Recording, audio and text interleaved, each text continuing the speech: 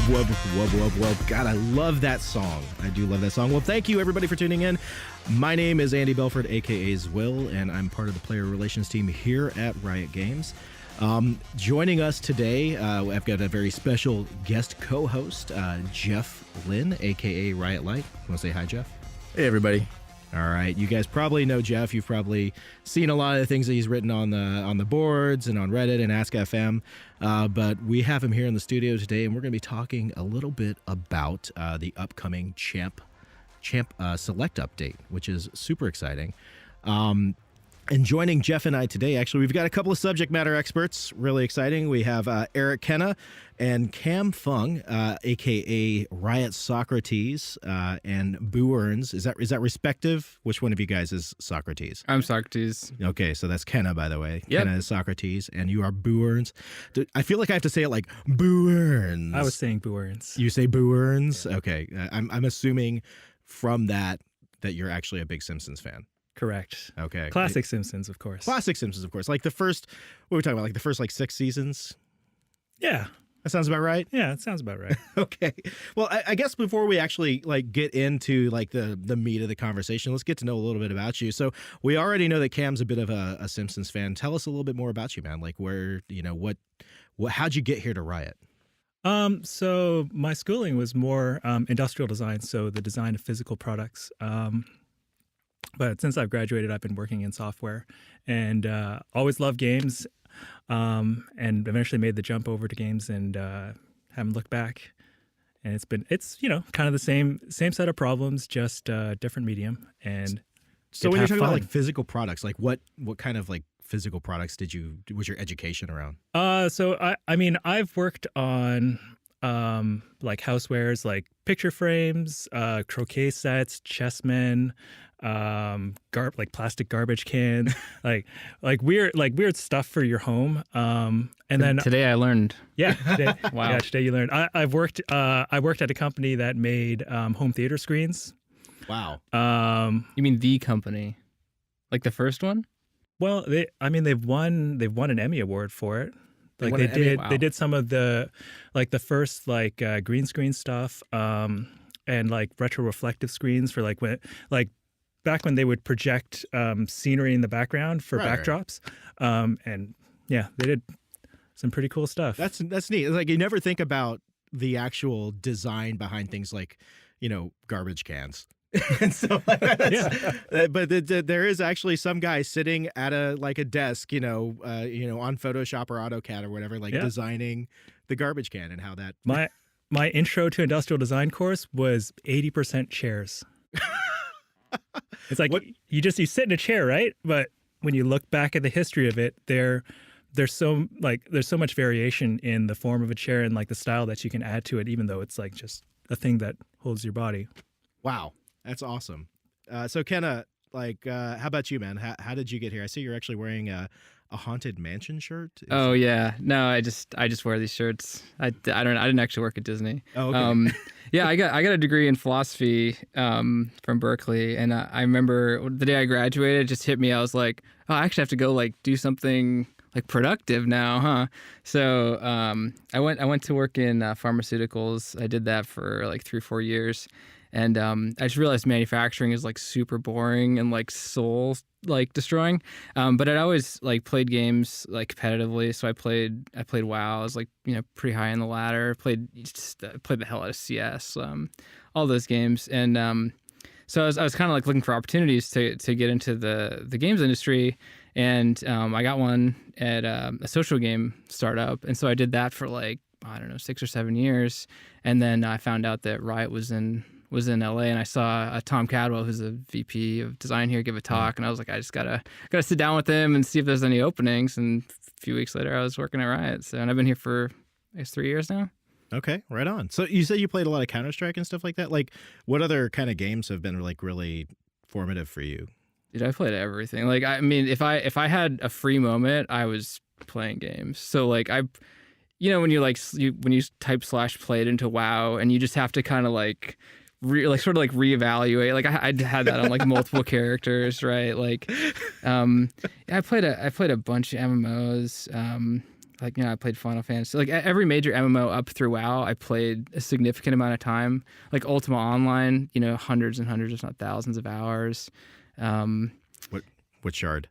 I was on Napa Valley. Napa. I was on Napa. It's been a too. long time. I played a bunch more on like custom shards. Every like Okay. 2 or 3 years, I go back and play. It's so hard now because everyone's just like stupidly good at the game. Like anyone who's still playing is like they have everything down to like the freaking microsecond. Yeah. So you're like, oh, Halby combo, like I'm toast. GG. Yeah.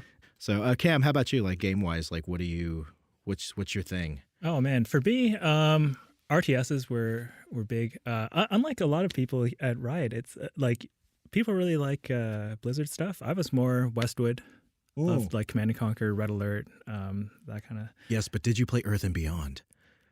No, so see, I'm not a true fan. But like like Dune was like my first one of my first PC games. I think that was a lot of fun. And Counter Strike, like who didn't lose like probably a year or two of their lives like continuously to that when it came out. CNC was great, man. Did you play the dinosaur level? There's like the hidden dinosaur level. That was like the thing in that game. Tank rushes were the thing in that game. I never played competitively. Every single multiplayer game, tank rush. Do you mean the mammoth tank or whatever? Yep. I just remember that thing was super OP. Yeah. But back then it was like you can't even find anybody to play with. You got to play over the modem. Yeah, it was. Yeah. It was all the. Like I was just happy to be playing with another live person. I remember my first multiplayer game was Doom 2, like on a network, and it just like blew my mind. I was like, we're in the same game. I was like, whatever, Well, 10 years old or something. Yeah, that's back when LAN parties were like a big thing because you could actually play with your friends. Like being able to like sit down and play a game of like Quake or Duke Nukem or something like that on a multiplayer like was a big deal, right? But yeah, no, I remember like. The same with like Unreal Tournament. Like the first time I was able to play online and do like facing worlds and stuff like that. Oh God, yes, memories. I think we're also aging ourselves pretty. Here it goes. Yeah. Pretty. No, we were just like in elementary school. That's all. All right. Yeah. College. All right. So got to know a little bit about you guys, but we are actually here to talk about a pretty meaty topic. So I want to jump right into that because I think this is going to actually take a pretty big chunk of time to get through this topic. So, Jeff, we are updating Champ Select, right? We are. And that's Big project. how big, like give us like an idea of the scale. Like how big of a project is this in terms of like, Riot scale? I think the thing is that in the history of games, very few studios have ever even thought of completely redoing the actual play game flow or the core game experience. And with Riot, with the new Summoner's Rift update that we did the year before, we kind of looked at Champ Select and we thought, if we had a second chance at this, how would we actually design this now? And with how we understand League and how it's developing as a real sport, how would we change the actual pregame flow to match that aspiration? And so I think when we first set out on this project, it was early March 2015, I want to say, guys. I think it was around that time. And nobody in the company actually thought we could deliver it within the year. And they were like, what are you guys thinking? Like, how is it possible you're going to hit the next ranked season? And when we joked about it, when we said, we're going to go for this ranked season, they were like, 2017? And they made a huge joke about this. And we were like, no, like, we want to do this year. And we're going to try our best to actually redesign the entire thing. Right. Go big or go home, right? Exactly. I mean, that makes sense. I mean, so why, I guess, like, Cam, kind of like, why is it so important for us to do this now? Like, why is it so important for us to get us out the door, for 2016 season? I mean, I think it's all about like when the sooner you can release a feature, the sooner you can realize kind of like the value of those changes. So with this feature in particular, like going with the start of the ranked season is like, that's when like players are all coming back from their breaks. They're all like going into this experience again, and ranked more than the normals is where we tend to see, heads kind of get hot. People take it really seriously, and when they get frustrated, or run up against situations that can cause conflict, it arises. So by launching at the start of the season, we capture kind of like the tone of the whole thing. And if we miss that date, it's a lot harder to be like, oh, guys, like it's a month in, we're going to change some of the rules here, and here's this new champion select. So that's why that date was important to us. We certainly didn't want to release it like in the last month of the season. Yeah, that would have been interesting. It's like, because it is fundamentally it's a rule change, right? Like there are more sort of like constraints around the way you go into a game now. Well, it to me, like when I look at it personally, it feels like it changes like the whole dynamic and structure of the game that is the pregame. I mean, is that an accurate, like from kind of like a layman's perspective? Does that make sense? So we're formalizing a lot of the just sort of like the conversation that goes on between players in an unstructured way right now. So it's like like for everyone who goes into a game in currently in Champion Select they're gonna have to resolve these conflicts, and we're just giving them the tools to overcome that challenge more easily. Okay, cool. So Jeff, like, help me help these guys walk through like this whole process, man. Like, how do we get to the point where we're going, okay, we know we need to change this thing. We know that it needs to be fresh. It needs to be new. We know that we want to make the player experience better, right? So how do you guys actually get to that? To get to from like seeing the problem and finding what we believe is the solution. I think the thing is, even on the team itself, we have a lot of league players who actually haven't tried ranked as much, right? So half of the team, super high skill. They're all platinum, diamond, and above. The other half, they're kind of like, ranked is not for us. Fun fact, Jeff is actually pretty darn good at League of Legends. For those of you who don't know, he's actually pretty good. And I'm not just saying There's a story where we actually went to visit Korea, and we're in the PC cafes, and a bunch of Masters players are like, do you guys actually play if you're from Riot? And we actually sat down and played them one-on-one, and we did pretty well, I have to say. So you were in the PC Bong, and you actually were able to hang with the Korean players? I think I won, actually. Let's not say hey. But so early this year, we kind of just like sat together and we're like, hey, like how do we make ranked a better experience for everybody on the team to actually really enjoy? But secondly, we actually had a meeting with Magus over at Esports. Mm-hmm. And we're kind of like, if you look at League today and you look at real sports like basketball or soccer, kids are growing up, gamers are growing up, kind of looking at these athletes, whether it's Faker in League, Michael Jordan in basketball, and they're not thinking in terms of like, I just want to be a basketball player. They're like, I want to be the best point guard in the world, or I want to be the best mid lane player in the world. So the game had evolved to such a state of we weren't actually reinforcing or supporting how players were enjoying the game today. So I basically went to these guys and I said, hey, if you had the chance to completely remake this basically in the vision of a real sport, how would you redesign it? And I think that's what led to, a couple months of research and design iteration on what you guys see today. Yeah, it was like, it was probably, I don't know, 5 or 6 different possibilities that we went through, some of which were pretty bad, to end up where we're at. And, it's like... You got to go through the bad ones to get to the good one. Yeah, design is such an iterative process. Like every step in it, you go back and you look at where you were previously and you're just like, wow, we really made a lot of mistakes here, right? And so I think, yeah, like the first few months was all about identifying like the big goals of the project, and then walking through all the possible like ways we could handle like role combinations. Like, oh, like will matchmaking support this? Like, what are the abuse cases? Like, are people gonna respond to these things? Like, should we do like just a pure stack rank? All that stuff. And then finally getting to the place where it's like the harmony of like, all right, we're confident like matchmaking is going to work, ranked systems are going to work. Players also get more autonomy over their choices. We're confident it's going to improve behavior. This is it. Like we're pretty sure this is it. And then building towards that and starting to iterate not so much on the systems design, but on like more of the UX and the biz dev and that kind of stuff. It was really funny super early on, and I made this super unreasonable demand on you guys. And we call it the 3-second which test. one of those was it? Which unreasonable, yeah.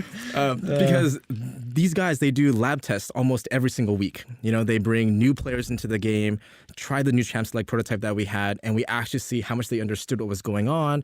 And I said, our goal is a brand new player who has never played League before. They try the Champ Select once and they have to understand it. And if I actually pause the experience at any point, they have to understand what's going on within 3 seconds. And I was like, guys, that's the goal.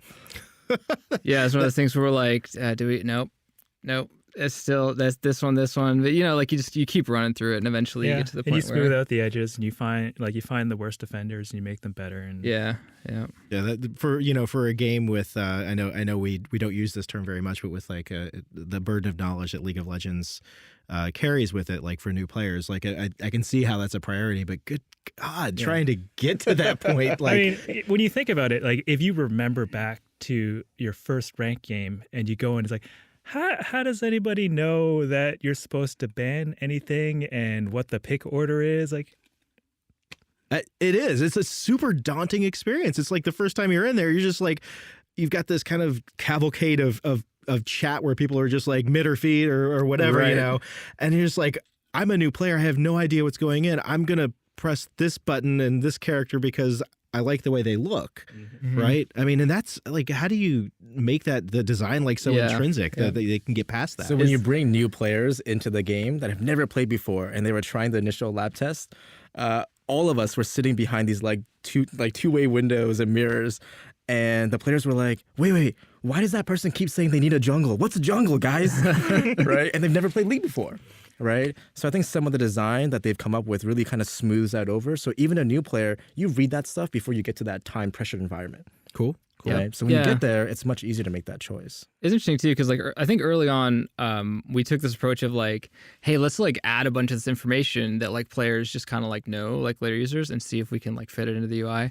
And we ended up with just like this enormously overcomplicated UI. And so a lot of the design process was just like stripping out all of the kind of like complexity and where it wasn't needed, and then simplifying the stuff that was needed to make it like super readable.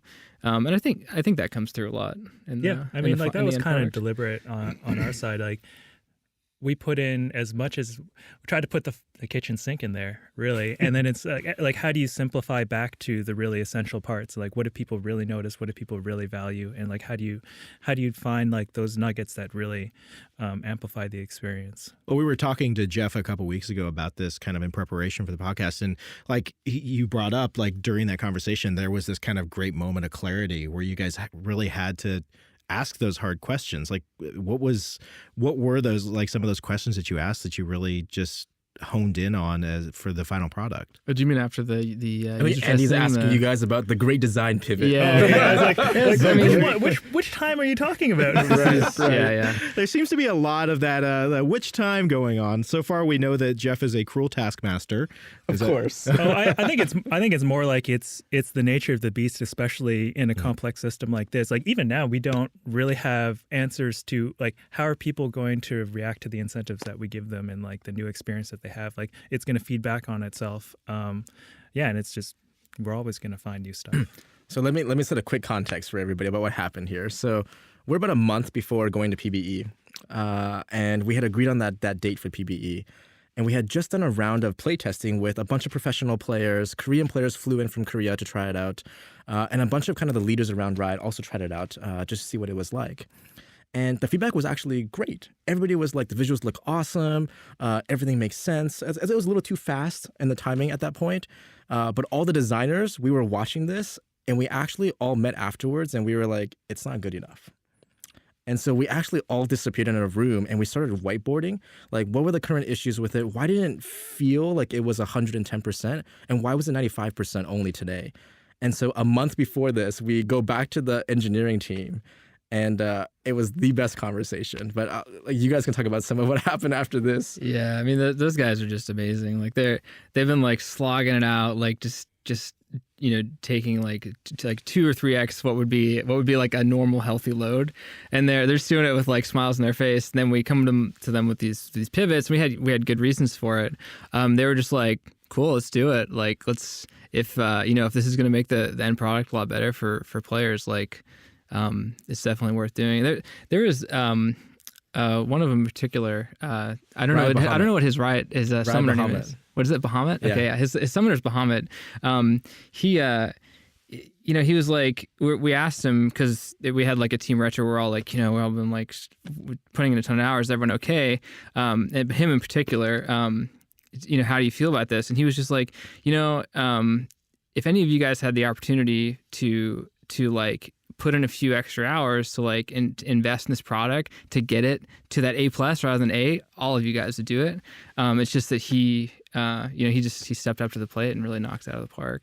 Yeah, It he was was a the one proud with the father opportunity. moment. Yeah, Really proud moment. Yeah, it was a cool. It's a fun team to work on. I think that's one of the things that a lot of people don't really understand, or maybe they're just not aware of about game design in general. Like designers, engineers, everybody puts so much of themselves actually into the end result. Like it's a piece of you, right? So it's like, you become personally attached to it in a lot of ways. And I think sometimes that can manifest itself in us being a little bit difficult to take feedback on it. Yeah, I mean, it's like somebody told your baby was ugly. Really, I love the feedback. That's like one of my favorite Yeah. parts. I Like, mean, I love it too, right? Yeah. I remember as like, to me, it comes back to like your roots, because most of us are gamers, right? I remember as a kid, the first time I logged into this game called Ultima, I talked about it earlier, and like you turn the game on and like this chest like opens up and there's like this velvet like case inside, and you like press it and then you enter this like whole world of possibilities, right? And so I always think about that experience and how just how like formative it was. And so, I think for most people are right. It's about the opportunity to create those same kind of experiences that are going to like stay with people and like, shape who they are and like, and add value to their lives. So I think we all are very appreciative to have the opportunity to do that. That's very cool. Yeah, and certainly like, there's designers in this room, but even the decisions that we made, the entire team like had opinions, and they've really shaped the feature also. Well, Jeff, you mentioned earlier about how kind of half the team is like experienced and ranked, half of them play more casually, things like that. Like, how did you guys balance those different opinions kind of going back and forth? Like, what were those conversations like? I mean, ultimately, I left the final choices to guys like Eric and Cam. And for us, our challenge to everybody was, can we make an experience that even those guys would like to play? And I think at the very end of it, I think it was the night before PBE, and we were all having a chat about, is this good enough to go out the door or not? Is this fun enough for every single person on this team?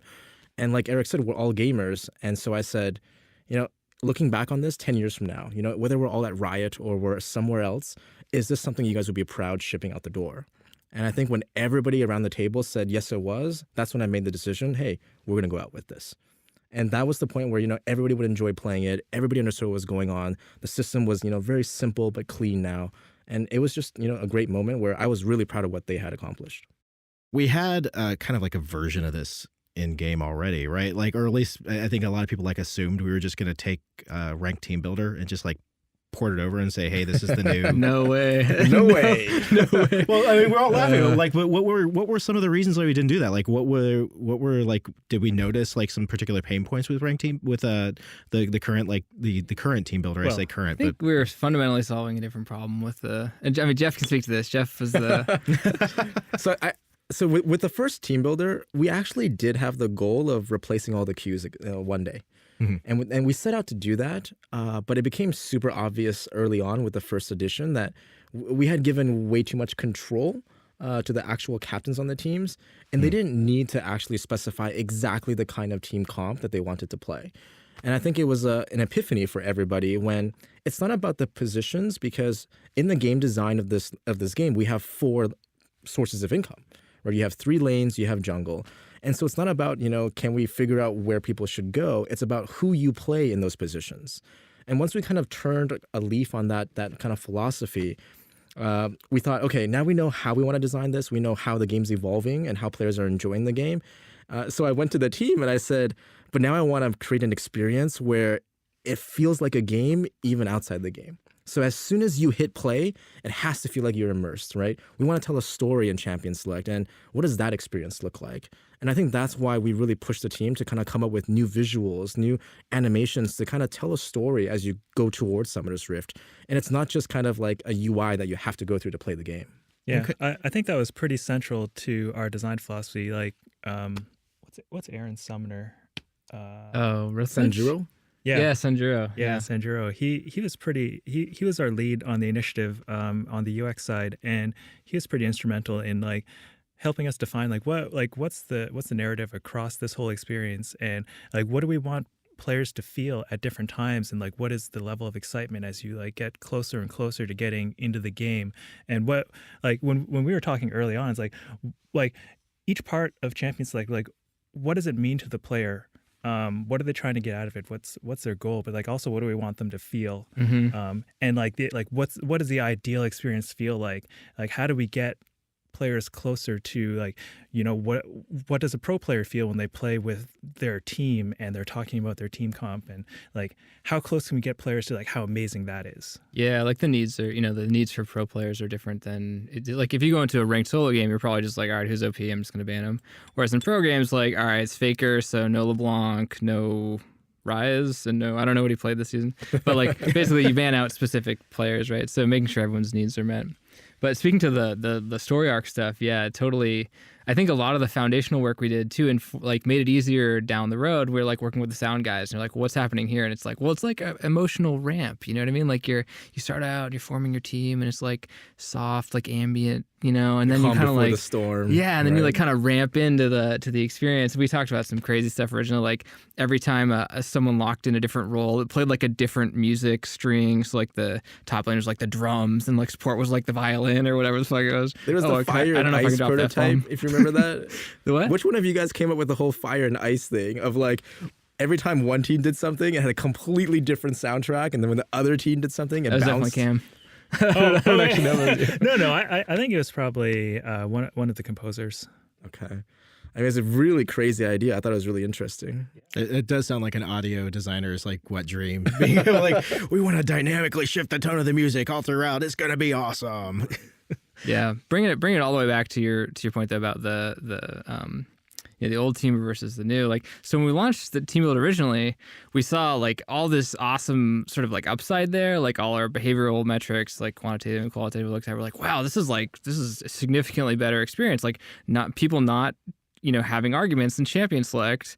It turns out that means they argue less in game. Like, who'd have thought, right? Yeah. So we're like, hey, can we solve some of these kind of issues around like friction getting into game, and like just make some of this stuff a little easier, and also make it work for ranked. And because with the old one, you could just if you have too much control over your selections, you can Q snipe and stuff like that. Mm-hmm. So yeah, the question was, can we get that to the point where it could actually take the position of all of the existing champion selects. Yeah. Okay. And I think for me, like when we first started talking about ranked team builder,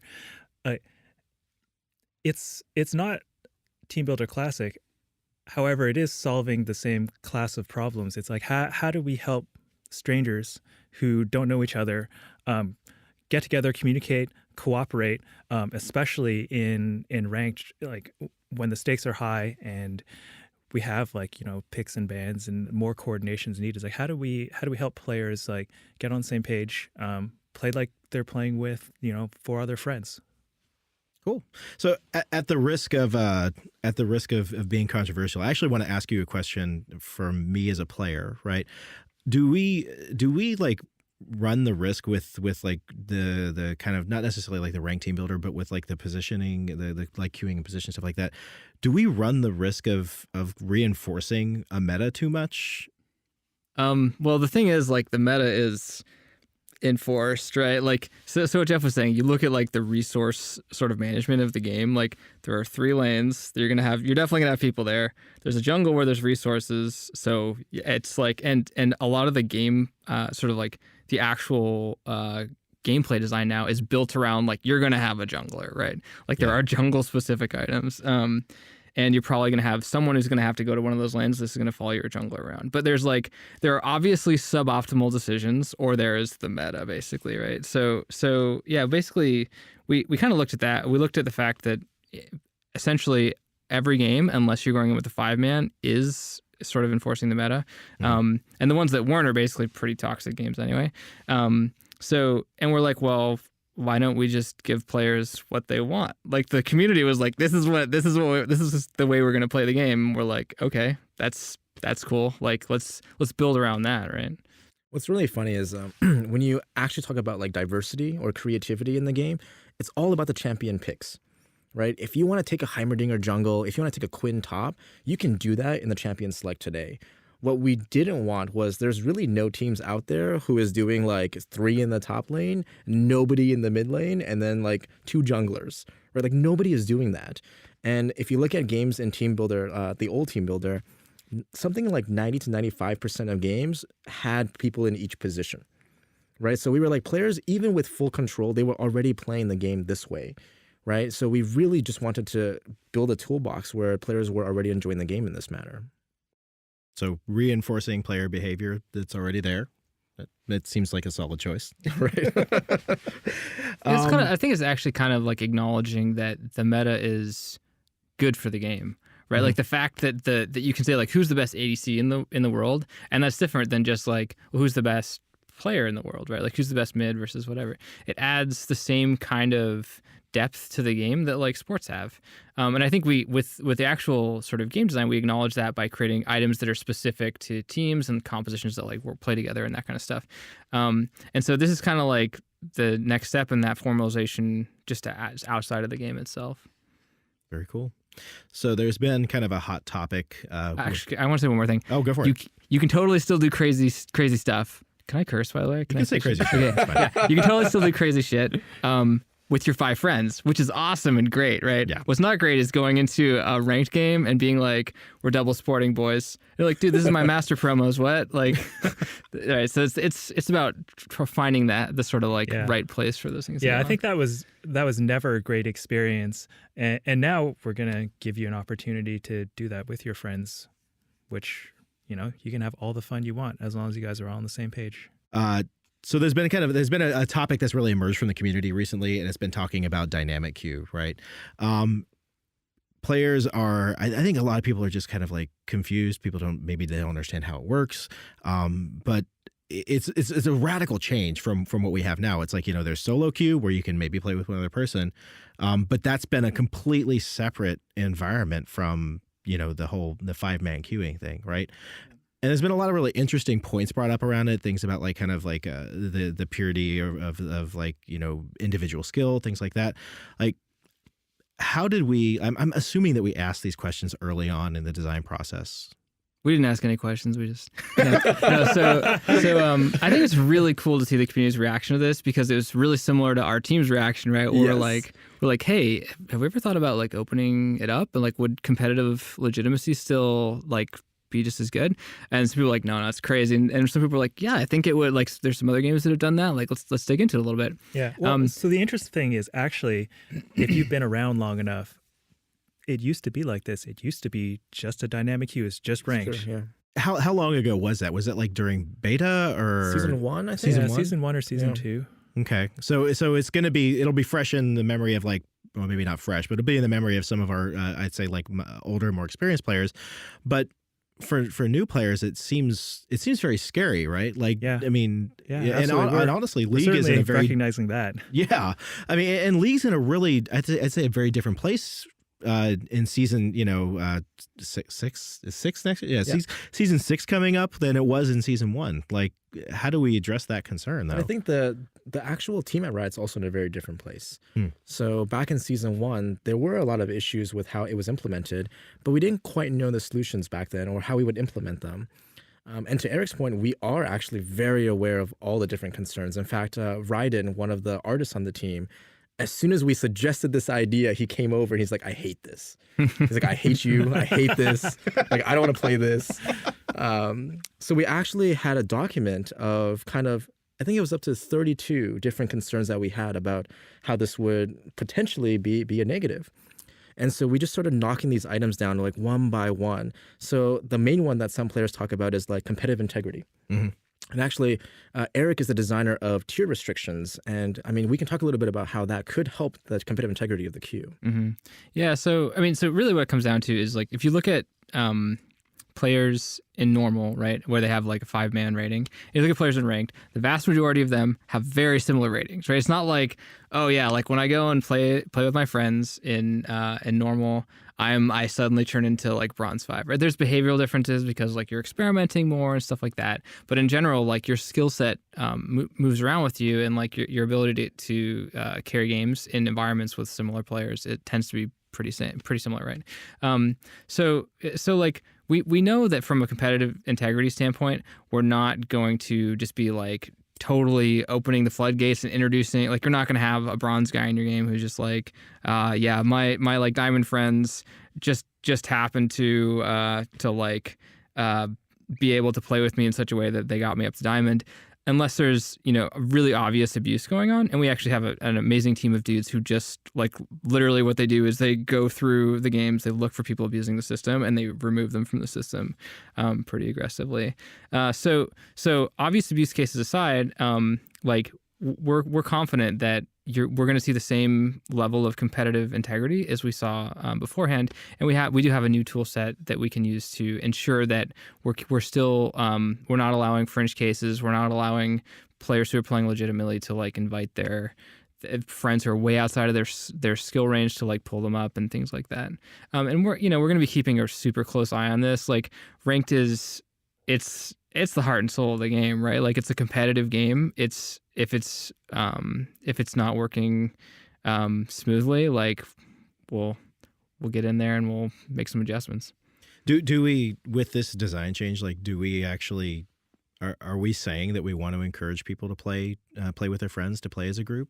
Yeah, definitely. It's one of those things where when we first started talking about it, we're like, why is it that it's solo? Like, it's a team game, right? And we're like, yeah. It's like, well, why do we force people to to play as individuals? And like, you actually look at, like, if you think back on your ranked season, I'm assuming most people who are listening to this play some ranked. Think about like the most frustrating moments, right? It's like you're in your promos, and you're like, yeah, it's gonna be great. And you get in, some guy like AFKs. You're like, what the fuck? This sucks, right? Or like, you get in there and some guy's like, oh, I just gave up 2 kills. I'm taking off, guys, or I'm gonna feed or whatever. And so we've done a lot of work building behavioral systems like ranked restrictions, all this other stuff, and like lever buster, a bunch of systems to make incremental improvement on that stuff, right? But like, one of the biggest sort of like ways of fixing that problem is just giving you control over who you're going into game with, right? If you're playing with your best friends, they're probably not going to leave you hanging during your promos. So those are the kind of they do. Yeah, they do. Yeah, right. Then you know whose house to go to. And, I mean, right? I've heard stories of friendships ended by league, so like, that's not that's kind of everything. It's not impossible. But you have recourse. So it's less. It hurts less.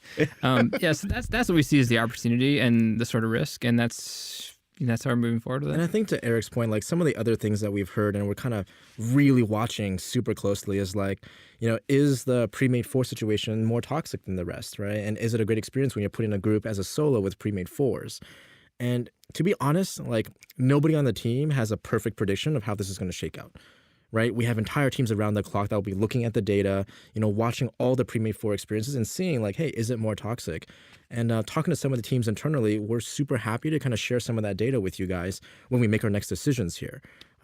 So we can't really predict what's going to happen. We really want to kind of try and look at the data, and we want players to give it a chance and give it a shot, and then tell us if it's really bad, and we'll see if it matches the data, and we'll make changes as necessary.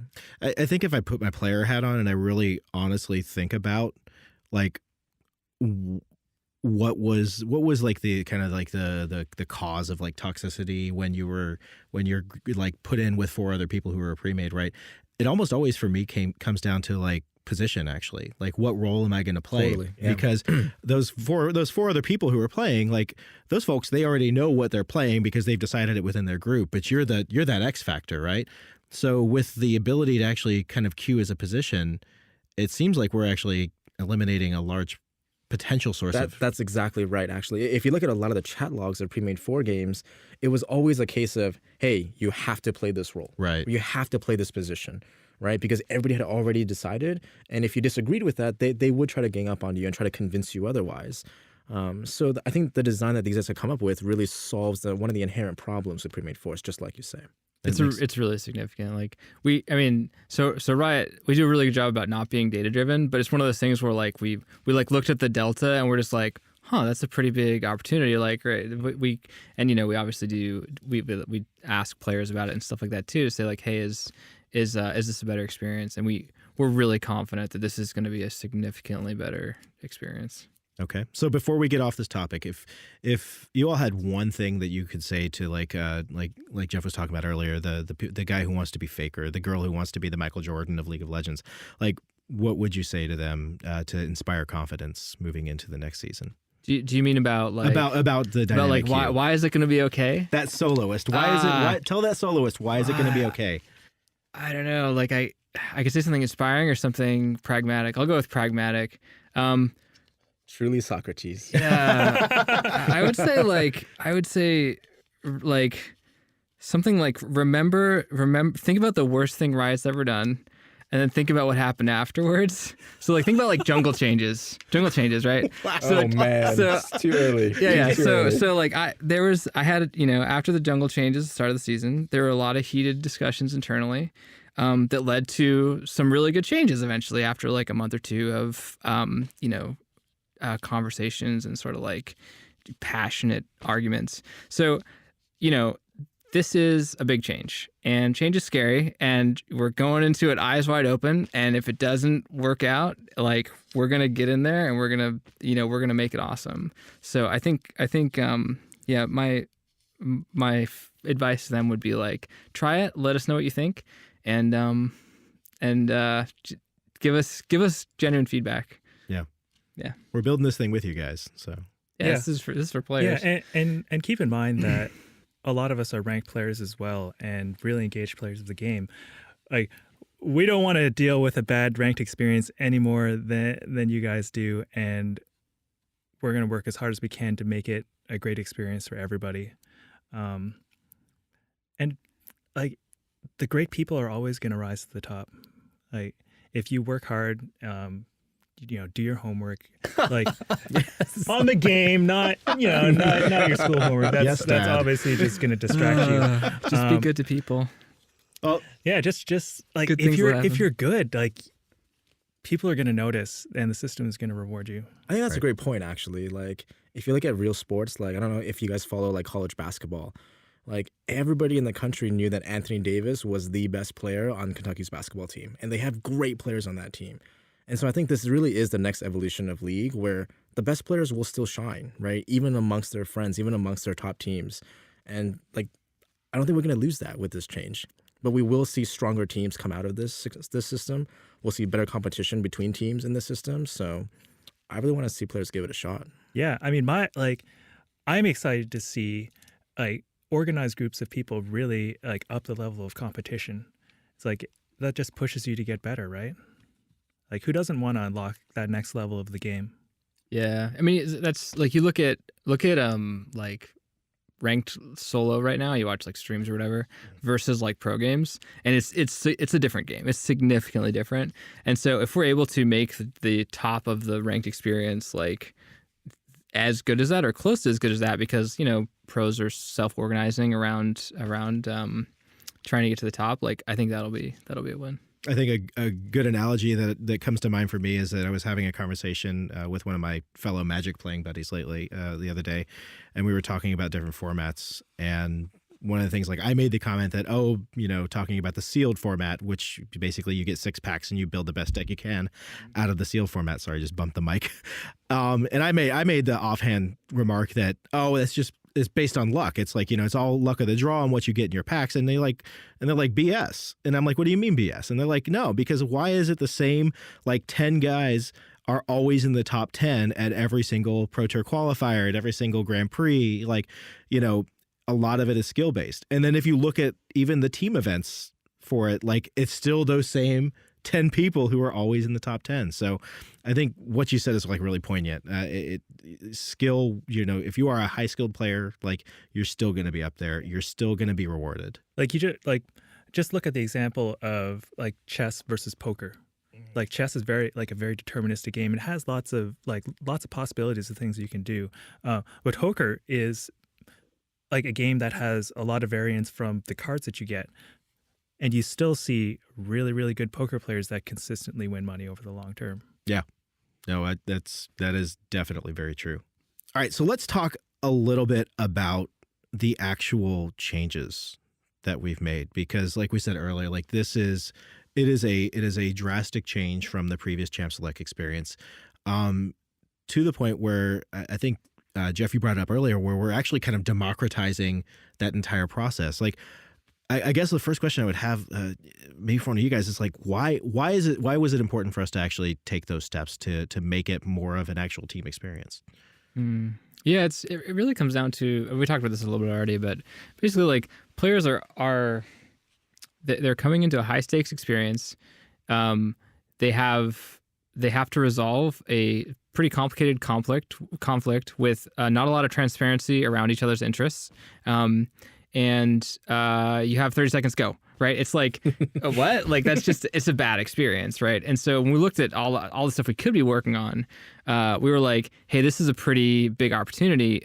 Can we take some of this stuff that's, kind of like behind the cogs and make it just part of the core experience of getting into a game, and resolve some of those conflicts for players. So we looked at, obviously the most significant change is position selection, right? Because that's arguably the most important decision that you're making going into a ranked game, right?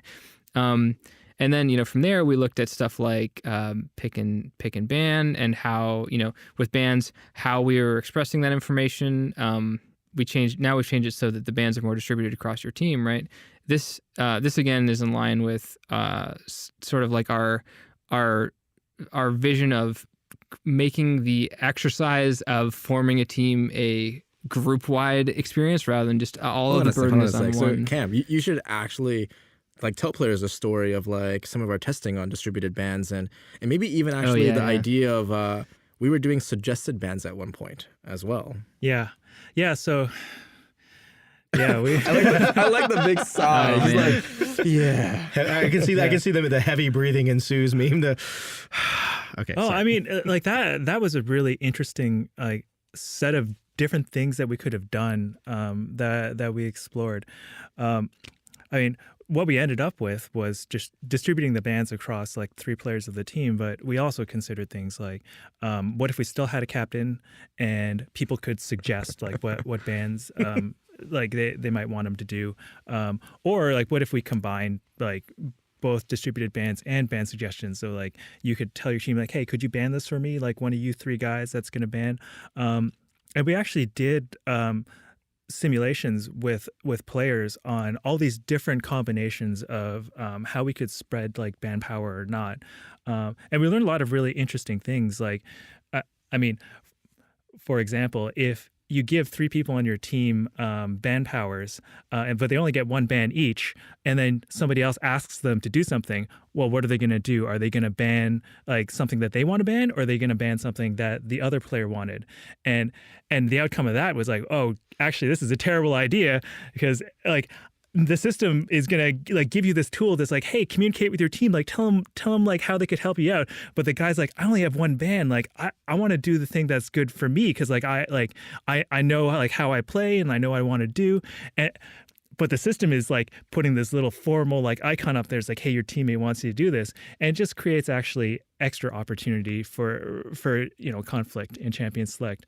And even the captain, it's like the captain is kind of randomly chosen. Like, why did this one guy, and actually you're all like pretty similarly skilled, like how come this one guy got all this influence over the course of your game by like choosing all the bans for everybody? And Was that the super trolley one? Was it the no, the super super trolley one is when you give people 1 ban each and then let other people suggest. Okay, yeah, I remember there was some interesting stuff that came out of that. Well, yeah, and even the captain, like if you give the captain suggestions from the team, even that creates more opportunity for trolling. Like it's much worse when you like select champion and like show it to everybody. It's like, hey, could you please ban this for me? And the captain's like, I got 3 bans, but no thank you. Yeah, that was one of those things where like going into it, we're like, oh yeah, that's obviously like a way better system. And then we actually saw the data, we're like, no, that's a way worse system. we would never do that. That's actually a step backwards. That's one of the cool things about design is you kind of like discover it as you're like stuff that's not obvious kind of boils out of just player, like natural tendencies and stuff like that. Yeah. The other really weird thing I saw in your labs was when you guys removed kind of ban suggestions and only had distributed bans, a bunch of trolling actually disappeared. Yeah. And we were analyzing that a lot, and we were like, well, actually what happened was because every player has a powerful choice in Champ Select now, it's almost like you have leverage against everybody else. Yeah. Right? I'm not going to troll you because you're going to counter troll me. Mutually And so, assured destruction. yeah, exactly. And not only that, like you only have one ban.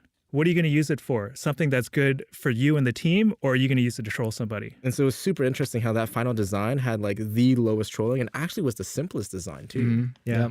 But we had so much discussion within the team. Like that one was definitely everybody had a lot of ideas, and we were like, how do we make sure that we're making the right choice? Yeah, some of that UX was like shockingly difficult. It's like, was it the first three guys, and then it goes back to the top, or is it the last three, or like? Oh my God! It's like so much. There's like so many minute decisions like that went into that. not even making the decision to do distributed bans. Like, how do you communicate this new concept to people? Yeah. Like, we went through a ton of iteration on that. Well, how did we actually come decide upon making the people who were doing the distributed banning 3, 4, and 5? Like, what actually led us to saying that was the right choice? We tested like 4 or 5 possible ways of doing it, and that was the one where players like, oh, I get it. It's going to go this, this, this, and then that. And every other one was like, why does it go up and then down? And why did it start at the top and then repeat? It was like the most natural flow of information was to go down through the bottom and then come back to the top. I think that's what it was. Yeah, we tried some stuff like could be separated out, and ultimately, we tried the thing where like the cards would like shift, like you'd go the first 3 and then like reshuffle. Oh my God. That was terrible. It was like, that was so awful. There was a bunch of options. Tremendously But confusing. I think the final kind of like metaphor that we used was the idea of kind of center court. So like in real sports, before you start a game, like the team captains or the team leads will go to center court and they'll do something, right? They'll like play rock, paper, scissors, or they'll throw a coin toss, and that will decide some elements of the game. And so we were like, hey, players 3, 4, 5, you'll notice they're actually jutted out towards the center a little bit more. And that's kind of the center stage element that we were playing with. Yeah. And it's kind of interesting because like some of our really early concepts had that same idea. And even like the center stage idea that we ended up going back to in the end, like we kind of had hints of that early on, and like it wasn't working really well. And so we tried a bunch of other stuff. But ultimately, like all that iteration like helped us learn, and eventually got back to like kind of some of our first like gut instincts. Very interesting. Well, I will say I'm actually a little bit upset with the new pick ban procedure, because you've taken away my opportunity to go make a sandwich as true. the 5th player in the game. Yeah, we're shorting a bunch of sandwich stocks. We didn't want to let people know, but that's the whole reason for the change.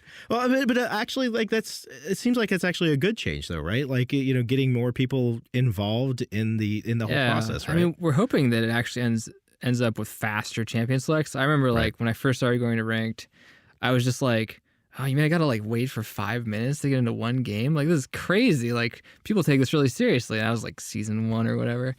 See, our hope is that like people don't just like oh, it's champ select, I'm gonna go AFK for a bit, and then come back in the last 3 seconds, make their sandwich, and then pick their selection and go.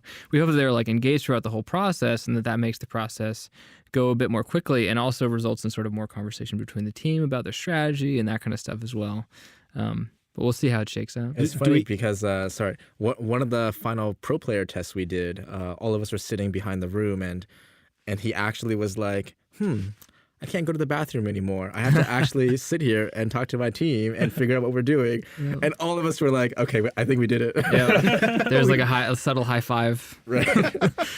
Like, do we have like data or anything that shows that I'm asking data, like, but do we have like kind of just feedback that shows that the more engaged and involved a player is during the champ select process, like that shows that there's reduced toxicity in game? Or I don't know if we have any like quantitative data on like words spoken. That stuff would be so hard to parse. Like, it's one of the way we do design it right is like it's like a harmony of like quantitative data, which is like when you hear Jeff talking on the forums about like we found X% of this and Y% of this, we controlled for confounds, and then we determined this, right?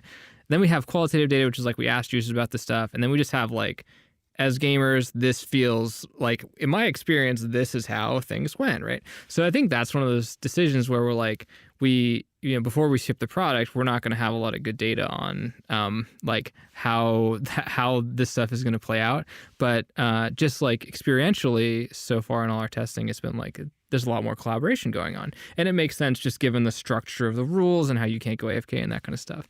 And ultimately, we believe that's healthier for the game. So I think that's one of those decisions where it wasn't like we're like, data, therefore, it's like, yeah, this is just a good design I choice. think the only data point that we had as a team was in the original Team Builder, we had a concept called active waiting versus passive waiting. So when you're sitting in Team Builder and you're waiting for teammates to appear for you to accept and decline, that was passive waiting because you're just waiting there. And people would often jump on YouTube, play other games, so on and so forth. And that was not a great experience. People actually, they perceive that as lasting a lot longer than it did.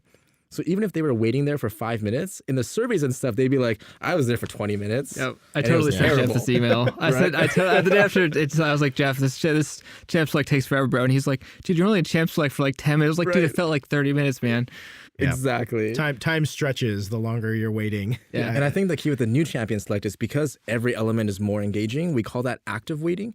Because when it's not your turn now, you're still engaged. You're thinking about what are your teammates doing? How does it affect my decision? And so it doesn't feel as long anymore compared to the passive waiting. Yeah. And we also deliberately built stuff in there to help you communicate better, help you tell your team hey, I'm thinking about playing this person. You can do that right at the beginning. And then when it's your turn, it's like, hey, I might not even have to change my decision at all. And my team had all this time to look at what I wanted to do and build a team comp around having good synergy between our champions. And it just makes everything go a little bit faster. Plus, it's so much prettier now. You see the flames rising and stuff. Yeah, just chill Oh out. man, the new champ select process is just gorgeous. I remember the first time I sat down to an internal test for it, and I'm just like, whoa! The battlefield kind of laid out in front of you and everything. I'm not trying to pat ourselves on the back for it by any means, but as a non-creative or non-artistic person, I was actually really I was really taken away. With it. You have no idea. For us on the team, the visual and motion graphics guys, they just do the most amazing stuff. I make gray boxes, and I wave my hands a lot, and we talk in meetings. When you just when you see that stuff become what it is, for players, it's wow. Yeah. Unbelievable how amazing a job they've They're done. sorcerers. It's like dark magic. Exactly.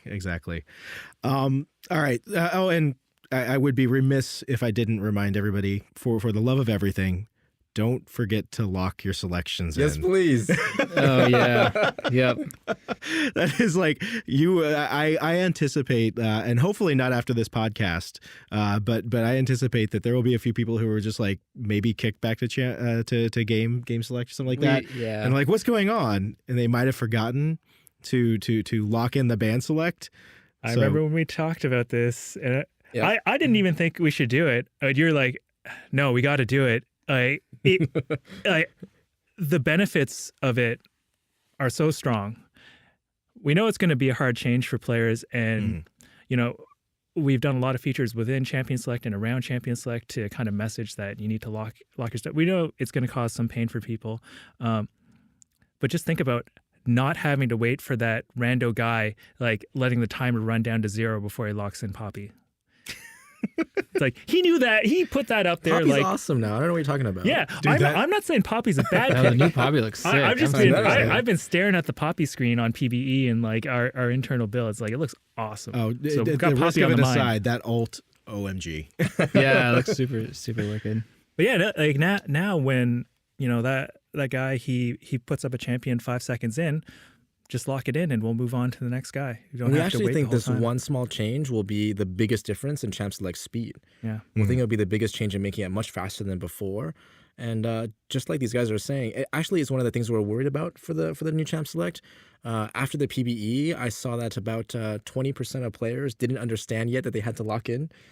So I think you guys have some work to do. Oh, man. Yeah, we were working on a feature today. To I help wonder, message that we'll have to better. look at LP stuff. That's interesting. Well, we should make a T-shirt. Friends don't friends not lock in. Yeah, friends don't let friends. Yeah. All right. So, Kenna, let's start with you on this question. If this has obviously been an experience for you, right? The taking something that's been part kind of the collective knowledge of the League community for so long and just drastically revamping it and making it this awesome, ideally much better experience for them? Like, what were some of the most valuable lessons you've learned along the way for this? I mean, like I have a lot of like design, just like internal lessons. Like, I think the biggest thing for me is like understanding. I don't know if it's gonna resonate with everyone, but like understanding your team and like your capabilities and kind of like your strengths and weaknesses and that kind of stuff. It's like when we started out, the team was a little bit different, and we had to, as we went along, kind of like explore the limits of how far we could push it, right? So it was like, hey, can we find a MoGraph guy? Like, yeah, I think we can. Like, maybe, right? Like, can we find like another visual dude to help us with this, to push this to where it's supposed to be? MoGraph is motion graphics for those listening at home, by the way. Yeah, there's the guys who make all the cool, crazy smoke and like the gears that like that turn around the champions and that kind of stuff.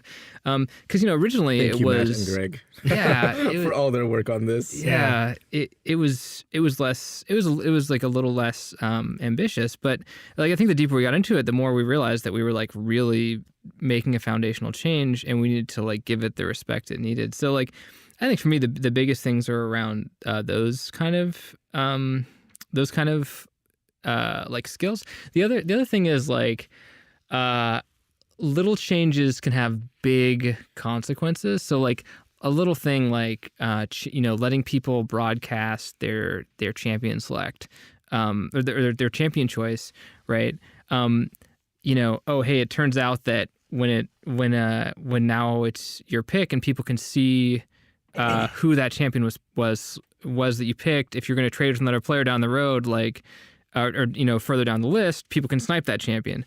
Little changes like that don't seem like they're going to have cascading consequences have big consequences. So I think those are probably the two things that I take away from. I mean, there's like 100 lessons with every project, right? But those are two ones that kind of stick out to me. Cam, how about you? Yeah, I don't know. That's a pretty tough question. Certainly, like working on a pretty big team on the redesign of something so central to the game. You learn a ton about working with all these different disciplines and like how to collaborate together. How to bring like people of different disciplines like into the design process and like give them a voice. What else? Just like the impact of like some of the little things that we do, like just as we're iterating and testing with people, like some of the surprising stuff, like the things that you learn that you're, oh wow, like the pick and 10 stuff, like we talked endlessly about it, and we all had our hypothesis about what was going to be the best design, but actually just like trying it and doing it, it's like, oh wow, you learned these like really interesting things, and then in retrospect you're like, yeah, of course that makes sense, but we didn't know ahead of time. Like I don't think any of us had the right answer, so that was really great, and just like our commitment to doing that through the whole process. Very cool. Very cool. So, does Jeff get to answer that question? Huh? Jeff doesn't have to answer that question. Okay, all right. Well, actually, I was going to give Jeff a different question. I was actually I Jeff, can answer that question too, because I think I got a good one for you guys. Okay. Yeah. So for me, actually, it was after the Great Design Pivot, and it was me talking to these guys, and I was like, hey team, are we going to try to do this? Do we want to do this pivot? Are we still going to get it onto PPE on time? And everybody agreed, but I was like, what do you need me to do for you guys? And this is what I learned. This team loves beef jerky. Oh yeah, holy shit. We got so much beef jerky for you guys. All and you we churned through aspiring so many bags. producers But, and designers is all you need. It's lessons from Jeff Lynn, guys. Any particular brand? Nave, I think it was the Nave. Okay. or something like Crave. that. No, Crave was the Crave, brand. yeah. Crave With a K. With a With K. Yeah, that's Yeah. good stuff. I like their turkey jerky. And those really polarizing protein bars. Yes. I mostly ate the coconut shavings. So Yes. Those were awesome. So Yeah. apparently, if you give the team beef jerky and Quest bars, magic will happen. There you have it, folks. That's all you need to ship a great feature. It's a secret fuel. It's a secret fuel: beef jerky and protein bars. So we did mention earlier, like, you know, we're gonna keep watching. Obviously, as we get into moving this feature into ranked, as it goes on to live in the non-ranked queues, we're gonna keep watching. Are there some particular areas that we're keeping a very close eye on right now, as far as like how players are interacting with New Champ Select? So we're definitely worried about dynamic queues. All the concerns players have raised to us, we've documented where we have actually different team members within the team just focus solely on some of those concerns. The other thing we're worried about that some of these guys mentioned is requiring to lock in. So as I mentioned on PBE, 20% of players didn't quite understand that you have to lock in yet, and we have a lot of work to do on that stuff as well. But other than that, we're on track to try to figure this out by the new ranked season. Okay. Any long-term goals for the team, like with Champ Select? Yeah, get it into all the queues. All Right? right. That's the next big. And then get it into the new client, right? I think one of the things that we're kind of playing with as a team right now is expanding that sport metaphor even more. So one of the concerns players have is, do we actually reinforce one-trick ponies? Are we encouraging them more in the system? And we have a couple of really neat ideas that they're thinking about right now of how do we actually incentivize and reward players for being masters of the game, right? Is it actually possible to be the best league player across all the positions? And what does the system look like that could encourage that? I think if you put like maybe an announcer in the game says, now coming to the Rift, starting at support. Exactly. Oh, goodness. Well, thank you. Thank you all for being here today. This has actually been a really cool conversation. I hope that everybody at home got something out of it. Like personally, I learned a lot. Thank you, everybody, for listening at home. We really appreciate it. We appreciate all of your support. Be sure, if you're downloading on iTunes, to rate and review. We would love your feedback about this podcast. We're not going to get better without it. If you're listening on SoundCloud, please keep leaving comments. We love hearing your feedback there. Also, if you're not aware, there's a lot of great League community, kind of community-produced podcasts out there. The Trinity Force Podcast Network, those guys do a couple of great podcasts. Definitely recommend checking them out. And the folks over at Just OK Gaming also do a podcast. It's a little not safe for work sometimes, so just a fair warning. But until next time, my name is Andy Belford, and thank you for listening. Peace.